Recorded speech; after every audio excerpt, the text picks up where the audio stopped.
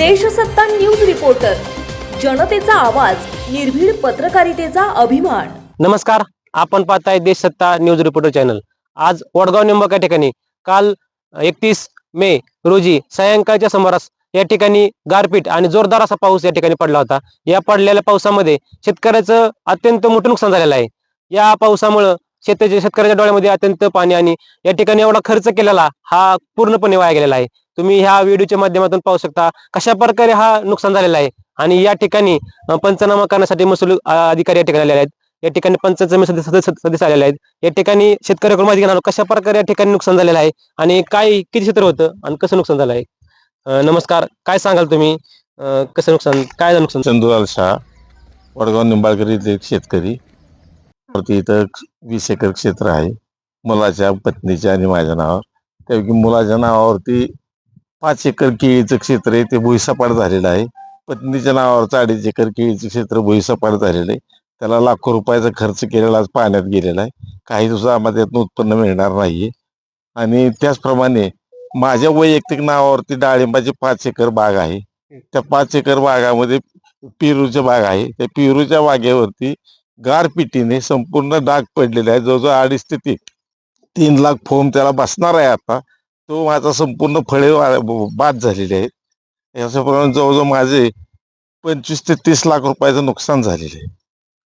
शेतकऱ्याने एवढा लहान मुलासारखं जपायचं शेतीला आणि एवढा खर्च करायचा, आज या शेतकऱ्याने काय नाही केलं, रात्रीचा दिवस केला आणि हे 25-30 लाखाचं नुकसान।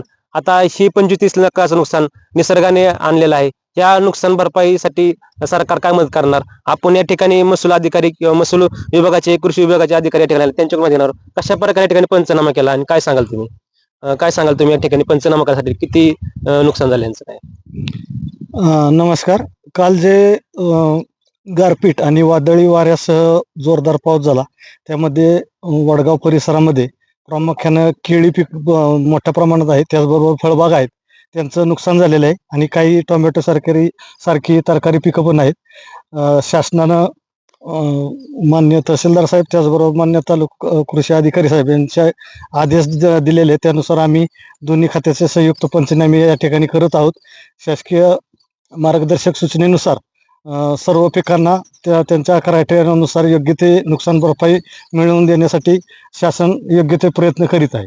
या ठिकाणी कोणकोणत्या परिसरामध्ये गारपीट झाली आणि तुम्ही कुठे कुठे पंचनामा करण्यासाठी चालत? सध्या वडगाव निंबाळकर मध्ये एक साधारणतः 50 एकरच्या आसपास नुकसान झालेलं आहे। आणि त्या संदर्भात आम्ही आता सध्या सर्व नुकसान काय कशा पद्धतीचं झालेले तर ते पाहण्याकरता आता पंचनामे करत आहोत। कोणकोणत्या पिकांचं नुकसान झालंय, पाणी कसं झालं तुम्ही?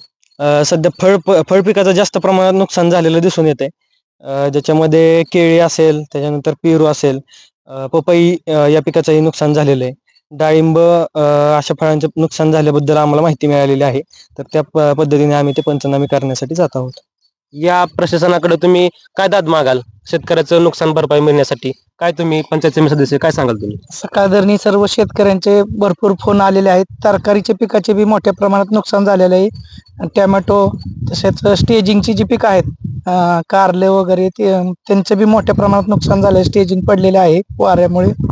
आणि केळीचं तर अतोनात नुकसान झालंय, तरी सरकारने जास्तीत जास्त मदत करावी ही विनंती करतो। तुम्ही पाहिलं या ठिकाणी सर्व यंत्रणा या ठिकाणी कामाला लागलेलं आहे आणि शेतकऱ्याला त्याचं नुकसान भरपाई मिळवून देण्याचं काम या ठिकाणी करण्यात येत आहे। धन्यवाद।